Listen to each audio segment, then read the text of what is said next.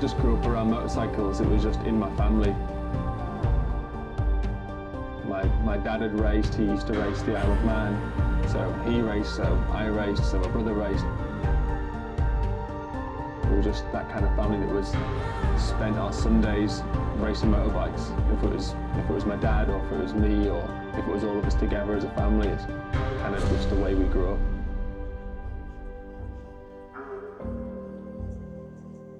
At the end of our road, it was sort of sunset time, almost dark. My dad had taught me how to change gear, but I couldn't really learn. I was just stalling it stalling the bike non-stop. So he taught me how to change gear in the pits.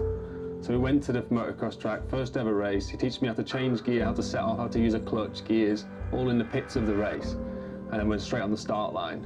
I remember being lined up with like 30 other kids, motocross start line on a 65 two-stroke.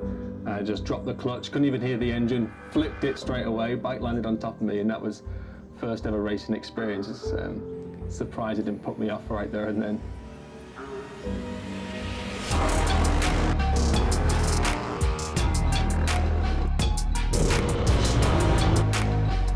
Obviously, as a racer, my ambition is always going to be to win and to put in the best performance that I can.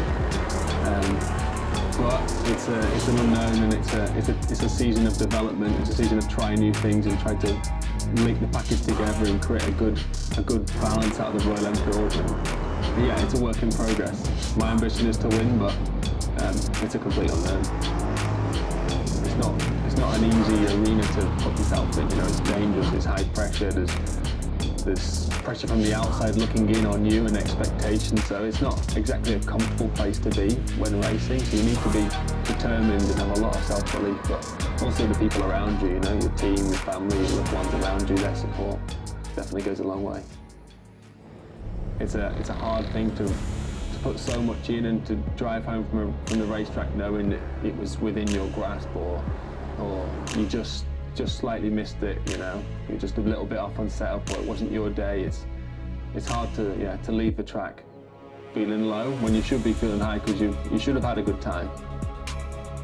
I definitely put the pressure on myself and have high expectations of myself, but I think that's a choice. I'm choosing to put that on me because it spurs me on to try harder.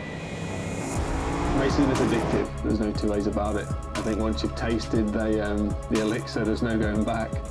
I've never found something that really matched the thrill of racing and of speed sport.